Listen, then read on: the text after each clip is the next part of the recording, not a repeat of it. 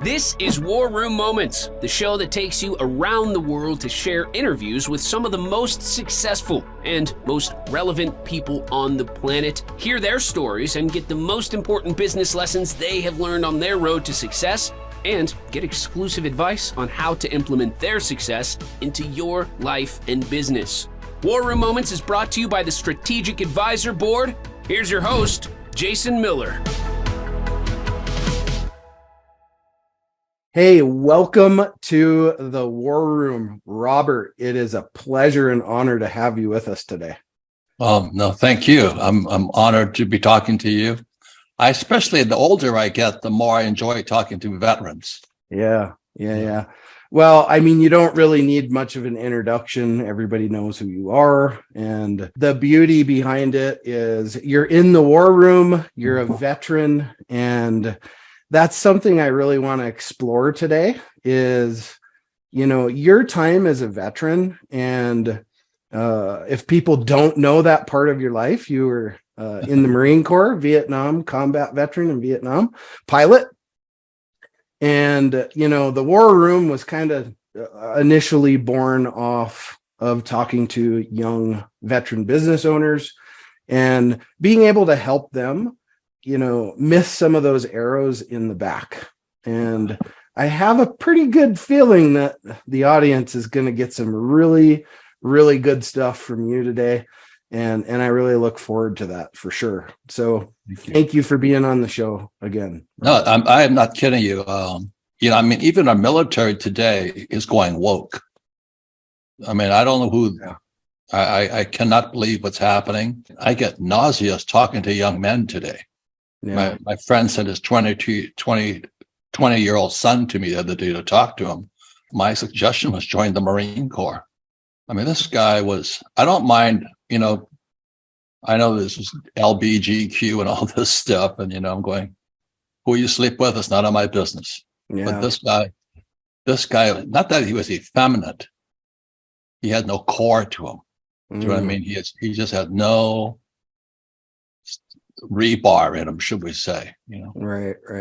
And I said, boy, he doesn't have any strength at all. He's mama's boy. And I said, the world's going to kick your ass. Hey, that's the thing about it. Your dad or my dad and you are the same age. So, and my dad was a Vietnam veteran too. He was an infantryman. So I grew up in that, hardcore world of being raised in that hardcore life and then went on to serve 23 years and from that too. And there was a lot of lessons from that. Right. And I'm really curious though, Robert, like for you growing up, did you come from a family of entrepreneurs or military, or what did that look like for you growing up? Not really. This story of Rich Dad, Poor Dad, my poor dad, was Japanese, I'm fourth generation Japanese American. And during World War II, after Pearl Harbor, I don't know, the Japanese were put in internment camps. My family was locked up in California. Oh, wow. And went to prisoner of war camps. So I had 5 uncles, all their land was taken, reparations that Kamala Harris talks about, want to give the blacks all their money back and all this stuff. I'm going, well, my family lost everything too. And this is just, 1941. And so my family was locked up and imprisoned. And all it did was inspire my 5 uncles to go fight. So I had 3 uncles fight in the 442nd. Is the most highly decorated Army infantry battalion in history. So they had to prove it was a Japanese American battalion in World War II. And they saved guys like Bob Dole of Texas and all this stuff. They were the most highly decorated. And I had 2 uncles went to fight against the Japanese, and one was captured.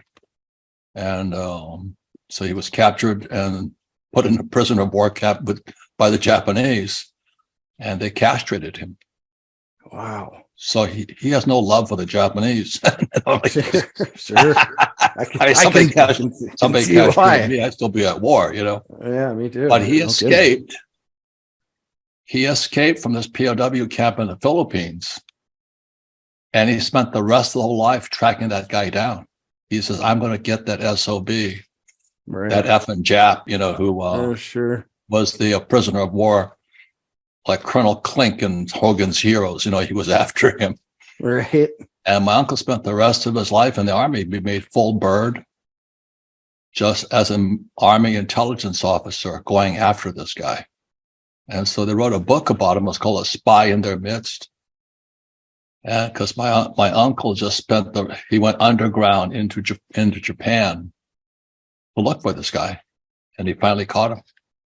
Wow. So, war criminal.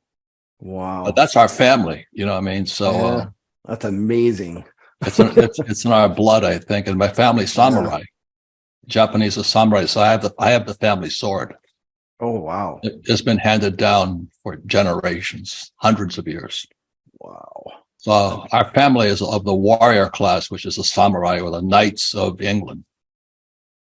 Yeah. So that's why I joined the Marine Corps to go fight. Yeah. Right. So that's what influenced you then to be a part of that, right? It was the family tradition of things, right? Yeah, I don't. Your father understands it, but today, my generation was the one that the hippies went against. Mm-hmm. So when I returned from Vietnam, I got spit on, hit with eggs and all that stuff, landed at Norton Air Force Base in California. And I joke, that's not true. I jokingly say, I swear to God, I saw Nancy Pelosi and Joe Biden in the crowd spitting on me, because I'm only kidding, but they're hardcore commies. I'm going, whose side are you guys on? I'm not Republican or Democrat. Trump's my friend. I know that. But who are you guys fighting for? Yeah. So when I came back from Vietnam, the transport lands and says, "Gentlemen, America has changed. As soon as you get off this plane, run and get out of your military outfits. Yeah. America doesn't like you." So that's the era I came back in 73, January 10th, 1973. Yeah. Returned from Vietnam. I was a helicopter gunship pilot. Went down 3 times to get spit on. I tell you, it's a tough time. Yeah, it's, I remember growing up, my dad had those same stories. And when I joined the military and, some of my combat tours that I had, my dad always said, "Son, my generation will never leave yours behind." And, that's a powerful thing to say, right? And when your generation got left behind, right? And, the support that we got compared to your generation is vastly different. My neighbor, he was a major in the Marine Corps. He was a force recon guy. Wow. And, he spent, I think, 3 tours total. And in the Marine Corps in Vietnam. And it's just amazing, the resiliency, right? And he went on, like you, right, to build his own wonderful empire, right? I call it an empire. Yeah. We build our own empire. Yeah. Doesn't matter what it is. I call mine an empire. And to get to draw off of that experience, I mean, how did that really affect your decisions being in the military? How did that affect your business decisions, do you think? Me? Mm-hmm. Yeah. Well, number one skill is I'm an entrepreneur, Sure. internet. I have multiple companies and all that all over the world. And it's leadership. If you can't follow, you can't take an order. You can't give an order. Do you know what I mean? It's that simple. And so I'm not I'm a ring knocker. I had nominations to Naval Academy and Merchant Marine Academy. So I'm not a real hardcore Marine because I was commissioned out of the academy. And so a lot of my fellow Marines said, you didn't go through platoon leaders class. I said, no. You're a ring knocker. but nonetheless, at 4 years at the academy, we got yelled at from morning to night. And so transitioning into the Marine Corps, if somebody said kill, you killed. It was, and you had to lead. And I think one of the toughest days I've had, I was a Huey gunship pilot, and we're carrier based.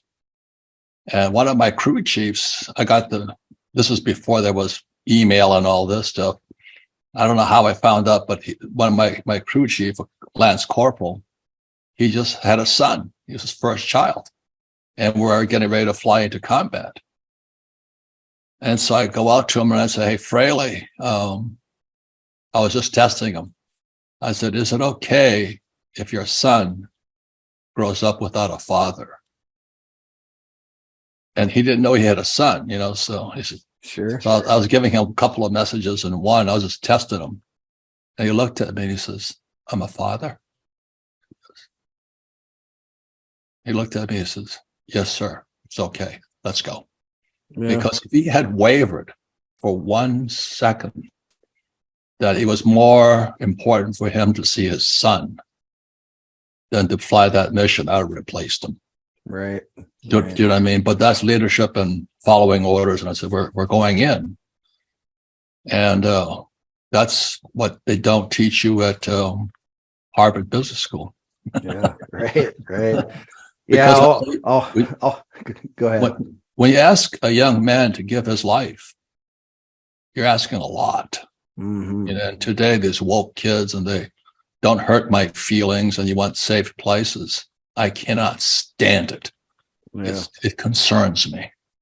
Right. Anyway, that's my spiel and that's my concern. Yeah, and that's why I'm glad to be talking to you today. Yeah. Well, I'll tell you, Robert,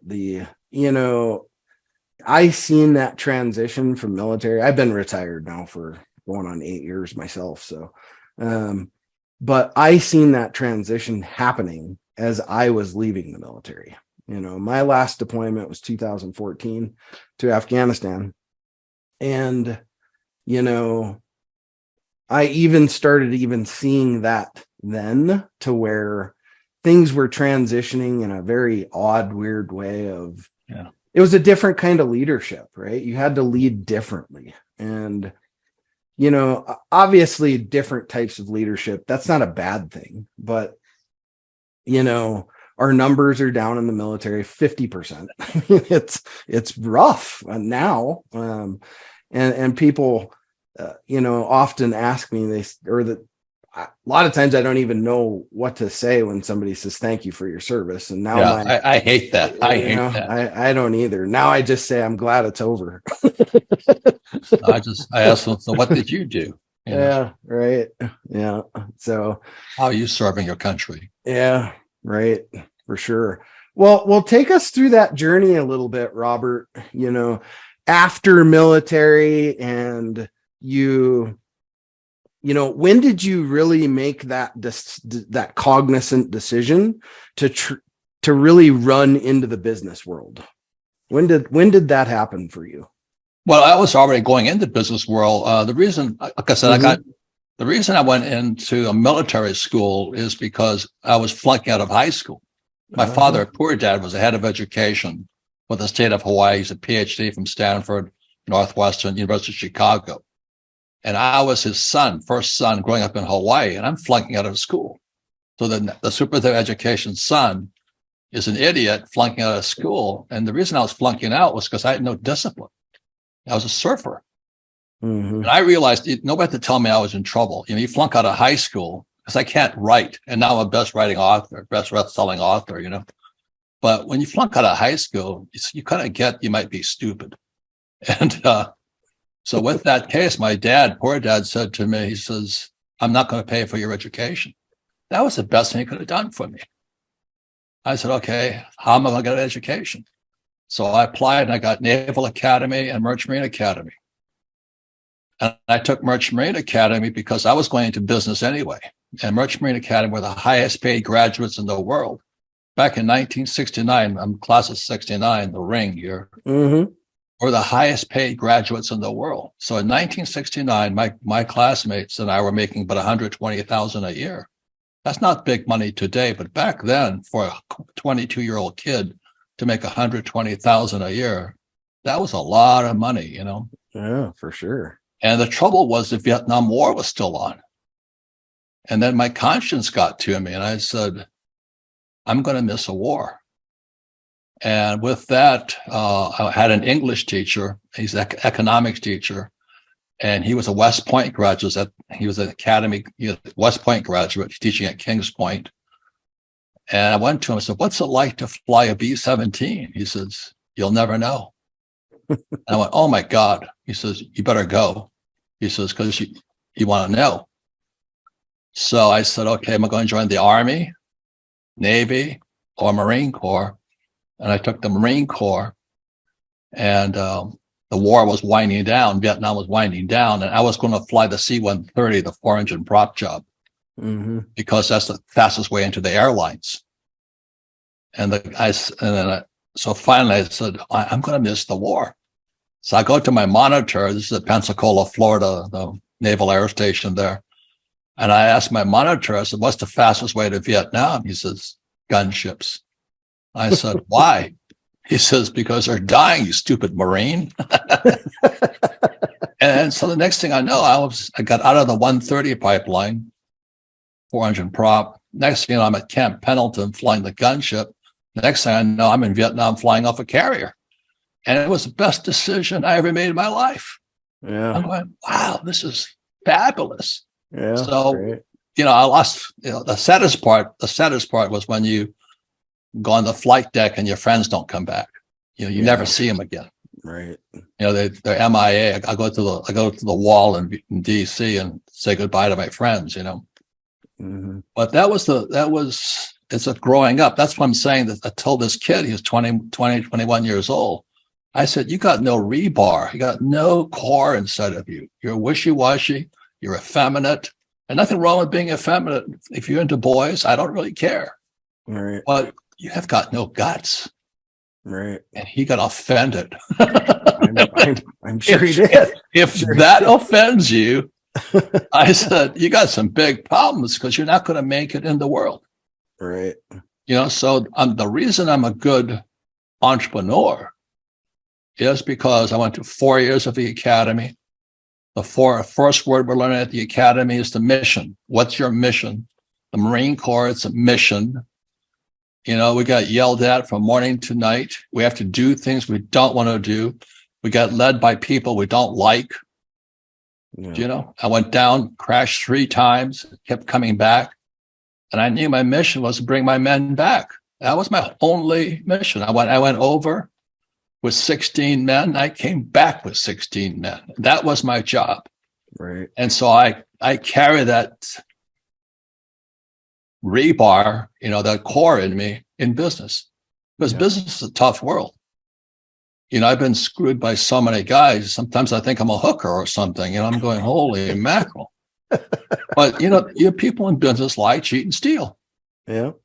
And I've had friends lie, cheat, and steal. I have accountants and attorneys lie, cheat, and steal. And you can't kill them, but you have to learn how to deal with them. So that's the core. That's the rebar. I worked at construction to go through school, and we used to put rebar and pour our concrete. But most guys coming out of school and women don't have any rebar in them. It's just soft concrete. Yeah. That's what my concern is. And so when I talk to young men, especially, I said, if you're going to be in business, you need that rebar in you. You need that core metal inside of you. Yeah. Oh, no, I don't have to do that. I have a college degree. Oh, man. It's, I feel like I'm talking to my father. Totally. You and my dad you guys would just get along wonderfully for sure. And business in today's day, it is so much different because it's a lot different but I think that's where us as veterans, we get a little bit of a, because we've been through a lot of the garbage, right? And I think well, like you said, I mean, we're coming into business with the rebar already.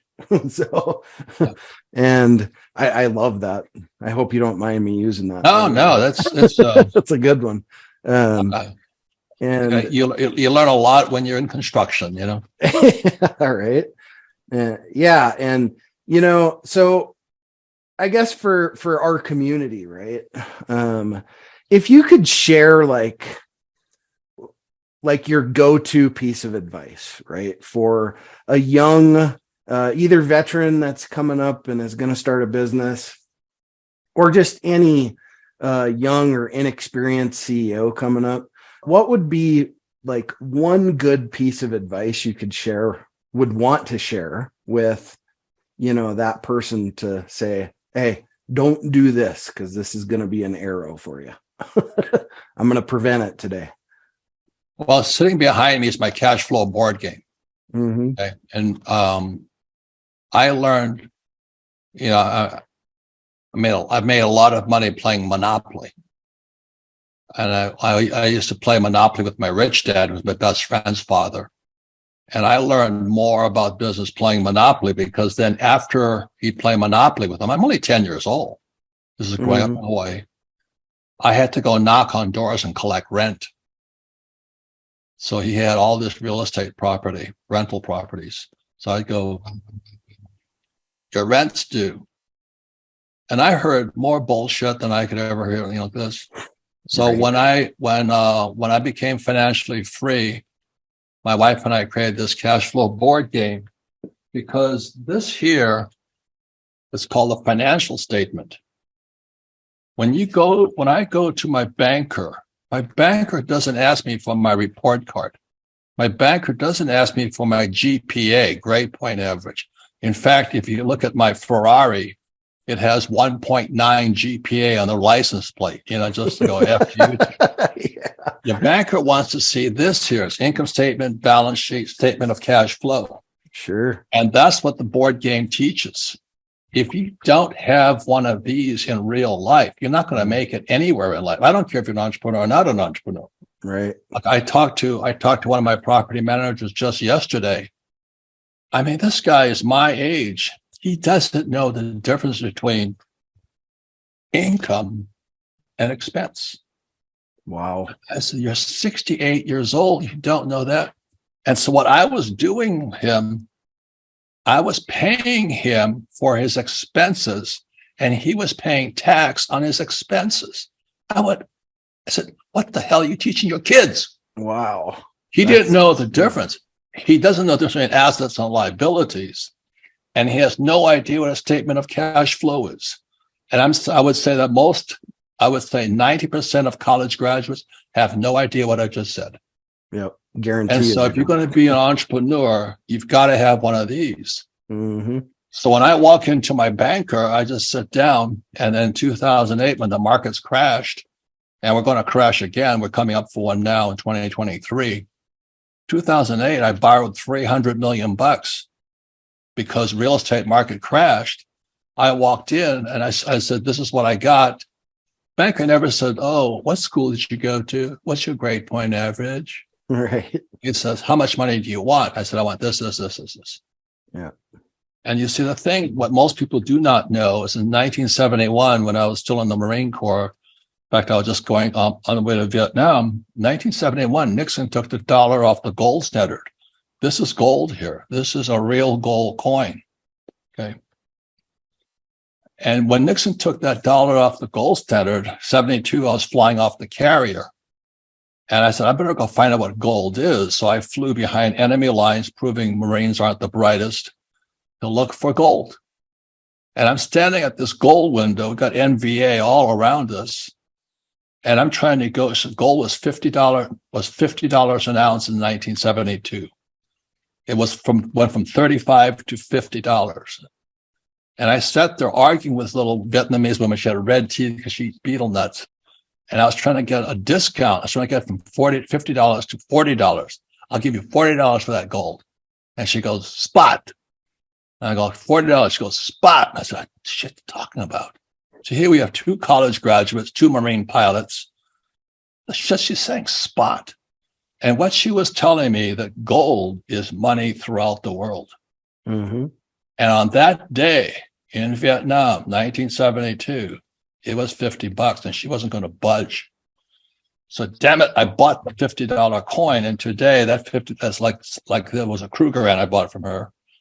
But today it's $2,000. So $50 went to $2,000. Yeah. I learned so much flying in Vietnam because I was outside of the purview of American bullshit. And the worst thing about it was this thing here. In 1972, I came back in 73, January 10th, 1973. It was illegal for Americans to own gold. Think about that. Wow. Now think about this. When that sucker Biden abandoned Afghanistan, Biden did 2 things, which I know he's a communist. The first thing he did was he took the Keystone XL pipeline offline. I don't own stocks. I own those stocks, bonds, mutual funds, ETFs. I don't touch anything they can print. I don't trust my government. They can print anything they like. I won't touch it. But when I sell oil, I'm selling physical oil. So I drill for oil in North Dakota, Louisiana, and Texas because my background is oil. I went to Kings Point. I drove tankers, oil tankers with Standard Oil. Wow. So when Biden took the Keystone XL pipeline offline in 2020, first act he did because of the greenies, those Green New Deal phonies. When he took that pipeline offline, I was selling oil for $30 a barrel. And immediately the price of oil went to 130. From 30 to 130. Now, I almost voted for Biden after that. I said, he just made me a rich man. But I know what he was doing. He's sabotaging America's middle class. He's wiping, it's called inflation. Right. And now this guy Powell is trying to raise interest rates. It's killing the boomer generation because when interest rates go in 1974, we shifted to the 401k, most criminal operation. I won't touch a 401k because I don't have to. I'm an entrepreneur. Right. Yep. So when Powell, the secretary, the Federal Reserve chairman raises interest rates, stocks come down. My generation, your father's generation, we're being wiped out. So when Biden took the pipeline offline, he was screwing the American middle class and poor. Poverty is going through the roof right now. Homelessness is going through the roof. This guy Biden is a criminal. That's the first thing he did because of these greenies in the Green New Deal. And I can't believe he's doing this stuff. So when he abandoned Afghanistan, the first thing, because I'm an oil guy, I did go to Kings Point, U.S. Merchant Marine Academy. My background is oil. That's how I was drilling for oil. So my oil price went from $30 to $130. I got rich, but he screwed America. But not only that, when he abandoned Afghanistan, Saudi Arabia joined the BRICS nation. They joined Russia. So what Biden did is he's training because of Afghanistan when his next moves, abandoning what, $90 billion worth of equipment there, giving it to our enemy. That man is a criminal. He and that Hunter Biden, they're criminals. So he goes, and I'm not talking about his politics. That's what they did. Right. So Saudi Arabia just joined the BRICS. The BRICS stands for Brazil, Russia, India, China, South Africa, and now Saudi Arabia. Right. They're turning against America. They're going to sabotage the US dollar. That's going to crush America. This guy Biden and Kamala, the border czar, has never been to the border. They open up the border, let 250,000 people in December alone across the border. Yeah. Right. What are these guys doing? And people vote for them. Right. So I went to the academy. I don't care who you vote for. Trump is my friend. I'll prove is my friend. Here's a book that Donald and I wrote together. We wrote 2 books together. He's a very good man. His sons, Don Jr. and Eric Trump, my really good friends. We hunt together. And this guy, Hunter Biden, I can't believe that guy. He's a hooker guy. He takes, what the hell's going on here? Yeah. And Kamala's not even on the border. She's a border czar. I mean, what the hell's going on with our country? Yeah. Well, and that kind of leads you into, where is the future of business going, right? When it comes to, we're toast, man. I think they're trying to sink this country. Yeah. That's what this, I don't care if you're Republican or Democrat. I don't care if you're a tranny. I don't care if you're gay, lesbian. That's none of my business. It's the freedom of religion, the freedom of speech. Don't take that away from us. Right. Like you carry an automatic, semi, and I carry this. Pilots carry revolvers. Right. You know what I mean? We're trained differently. Sure. So anyway, that's why I'm glad to be speaking to you, because if our military doesn't stand up, we're screwed. Yeah. Well, we've lost the core, not the Marine Corps, but the core of America. Right. Are our fighting forces. Yeah. It's interesting too, to where, I talk to business owners all the time. I have 13 companies of my own, and I talk to a lot of business owners every day. Right. And I like to at least think that things are going to be better, or businesses are going to thrive, or all those things. And I don't think any of us can truly predict the future necessarily, but we live in a bit of a skewed world, and it's a bit of an angry world we've been living in since 2020, the pandemic and all that stuff. And the world's pretty pissed off still. And it's just a strange place to be in sometimes. And well, I live in Arizona, and I was just in Dallas for the Safari Club show in Dallas. Mm-hmm. And they said, "Where are you from?" I said, "I'm from Phoenix, Arizona, where we still can't count. We're still counting the ballots here." Mm-hmm. And if you read Stalin, this was called the Communist Manifesto. Mm-hmm. In 1965, when I went to the Academy in New York, instead of reading John Maynard Keynes and Ricardo and Adam Smith, my instructor, like I said, was a West Point graduate, B-17 pilot. He had us read this book here, the Communist Manifesto. Mm-hmm. If you understand the Communist Manifesto, it's in place today. And one of the things that Stalin said, it's not who votes that counts, it's who counts the votes. Yeah, well, that's true. And we can't even get a straight election today. And people still vote for these guys. I'm not Republican or Democrat. Okay, I don't care who you sleep with. I don't care what church or religion you belong to. But don't take our freedoms away. Don't mess with our Constitution. Yeah. Teach history. Don't teach us fake woke stuff. Right. Yeah. I seen this very same thing in Afghanistan, right? When, the voting would happen, and then they'd pick up the ballots on helicopters and fly them into Kabul or wherever they were flying them. And, it's just stuff just magically disappeared. Right.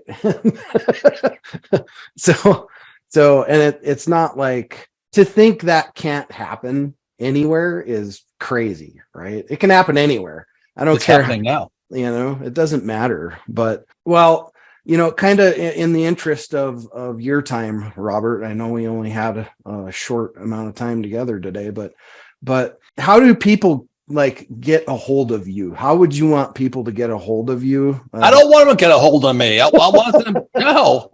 Okay. I'm so I don't know if you know this, but I'm the #1 author for 25 years now. Yeah. Okay. So the reason I talk about the cash flow board game, the reason I created it, so people could teach people capitalism.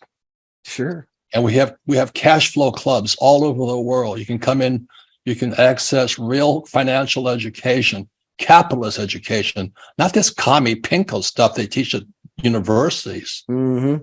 So we have cash flow clubs teach capitalism. Teach them this here.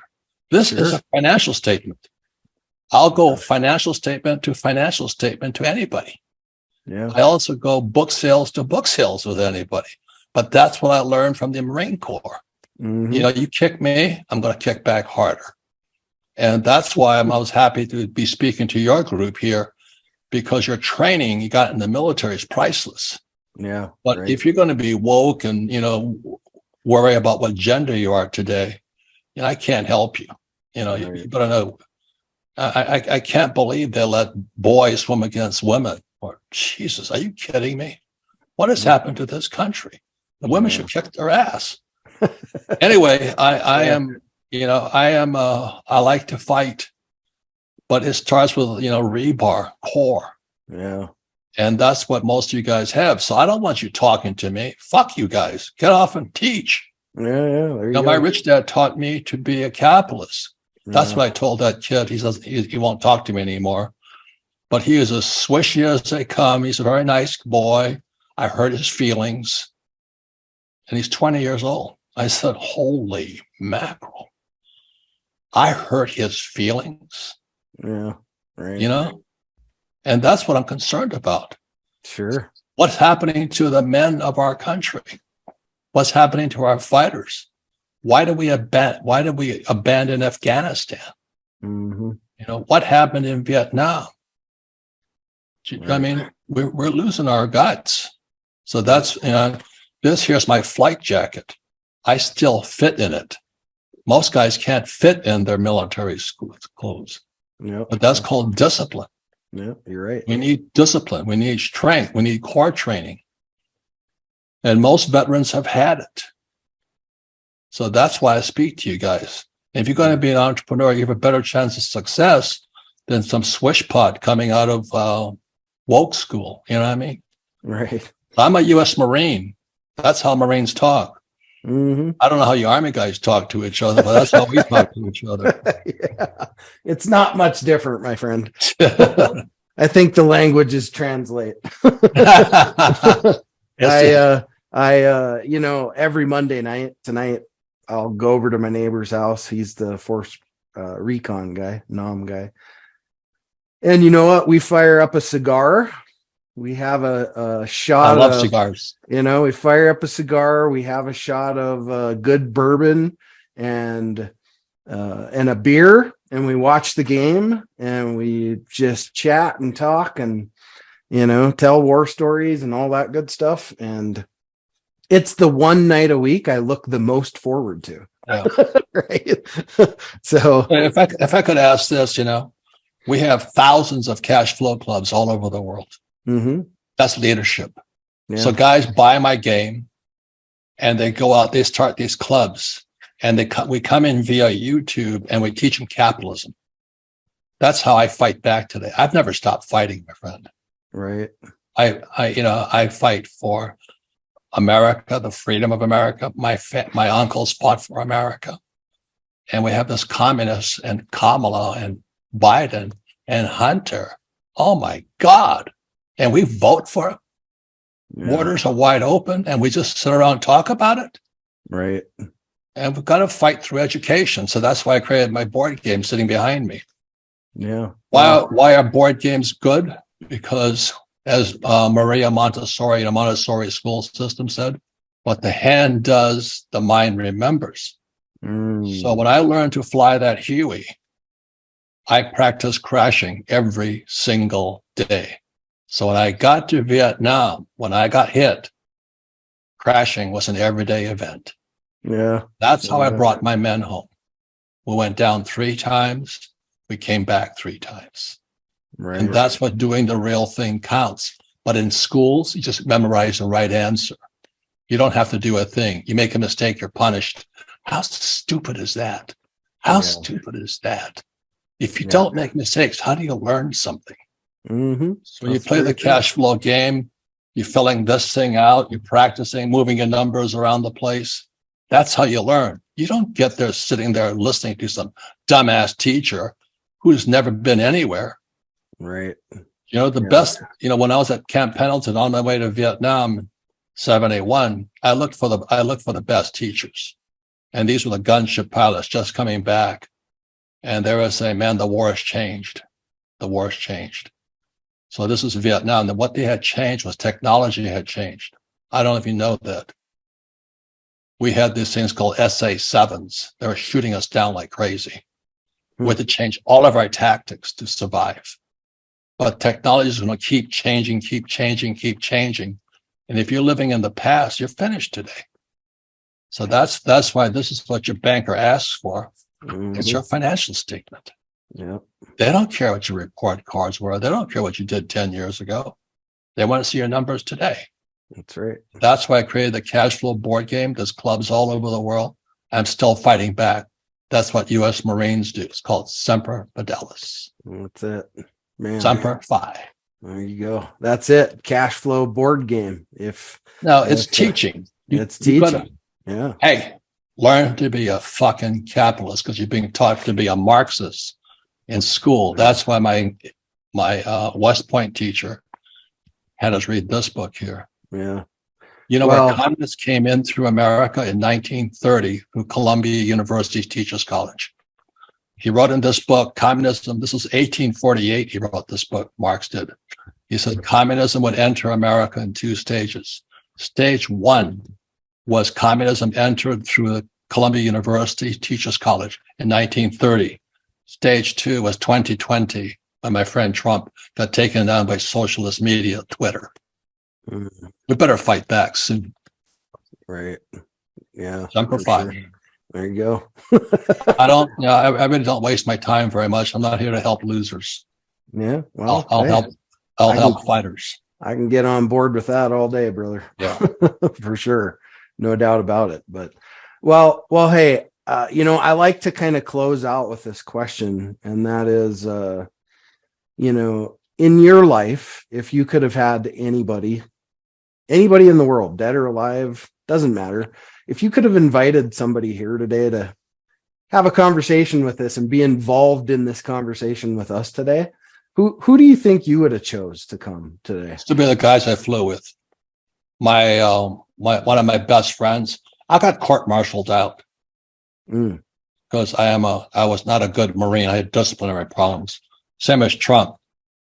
Trump had disciplinary problems too. But my best friend, we flew together off the carrier. I got kicked out as a lieutenant. This says Lieutenant Kiyosaki here. He got kicked out as Lieutenant General, 3-star. Oh, wow. And now he is a congressman from Michigan. Congressman Jack Bergman, 3-star general. He and I talk all the time because we're still fighting. I haven't quit. He hasn't quit. Trump hasn't quit. And so I talk to the guys who are alive today who are still fighting. I don't like talking to woke. I have no use for them. And there's a lot of them. And our schools are pumping them out like crazy. So that's why I created the cash flow board game here. Because this is the only report card that counts in the world of capitalism. It's called a financial statement. They don't teach that at school.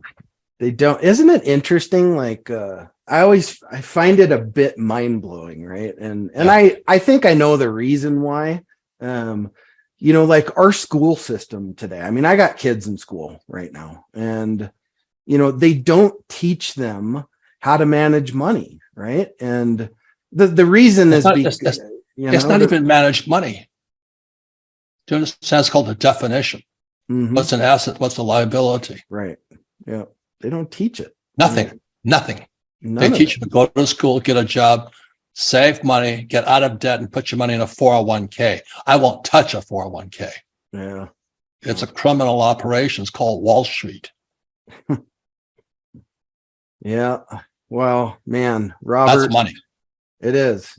And I think out of today, the audience here on this podcast today, if you didn't get a dose of reality from that today, you just weren't listening. Let me show you 2 of the books here. This book is called Tax Free Wealth. This is my accountant. Oh, okay. I don't pay taxes legally. If you're paying taxes, you're a communist. Okay. And this other book is called Who Stole My Pension? The reason I don't have a 401k was in 1974, the year I got out of the Marine Corps. They shifted this thing called ERISA, Employee Retirement Income Security Act, called the 401k or a pension. They're bankrupt today. There's millions and millions of guys like you with pensions from the military and all that, firefighters, teachers, host. So I've been saying this stuff for years. So it's not just about managing money. It's you got to know where the corruption comes from. Sure. And the corruption comes from inside our wires. Yeah. It's called our political leaders.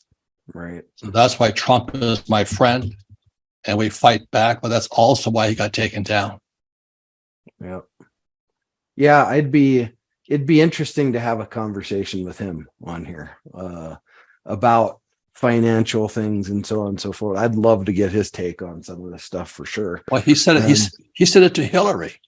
Yeah. She said to him, says, during the debates, and she said, and you don't pay taxes.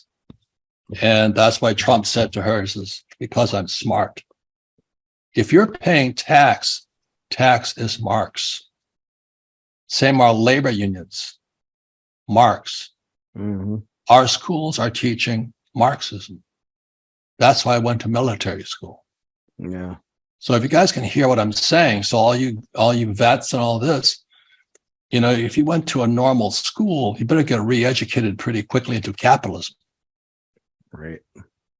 Capitalism, I use debt and I don't pay taxes legally. I don't want to go to jail and dance to hula for some boy. Okay, so I have very smart accountants, very smart attorneys. That's why Trump said to Hillary during the debates, she says, you don't pay taxes. He says, because I'm smart. And it drove all those liberal commie pinkos nuts. Yeah. But Trump is a smart boy. He's a good friend of mine. His sons are my really good friends. Yeah. So we're capitalists. Our schools are teaching us to be Marxist. Right. Better wake up.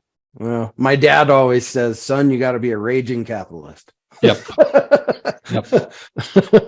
And I am. Don't no. Yeah, no I know you are. That. No doubt about that. I notice you're smiling, not flinching. Yeah, that's right. If I was talking to a bunch of PTA members or school teachers, they'd be flinching right now. Yeah, there you go. Absolutely. Well, gosh, Robert, Jesus, what a great hour of time I got to spend with you today. And I really appreciate you coming on the show today and sharing what you did. That was, it was awesome. And I really hope that, the people listening take away from this, the experience that you brought to the table today, because it's invaluable, right? It's like when I talk to my neighbor, or my dad, or that experience of life is you can't get any better than that, right? And that's why I was excited to be talking to you today, because the veterans of America, the most valuable asset we have, just because of your training. Absolutely. And let's hope we have the rebar to fight back against what's happening today. I'm very concerned. Yeah, me too. All right. And we'll end it on there, the rebar, right? Yep. Brother, thank you for being on the show today. It was an amazing conversation. I'm very blessed to have had the time with you today, and thank you. And hopefully one day we can get together and have a beer. Yeah. Tell some more stories. As Marines would say, Semper Fi. Let's keep fighting. Awesome.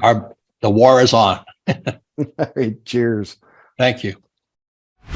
Thanks for listening to War Room Moments with your host, Jason Miller. Please leave your feedback and visit strategicadvisorboard.com to get the latest and greatest business advisement on the planet. Follow us on social media for updates, and we'll see you on the next episode.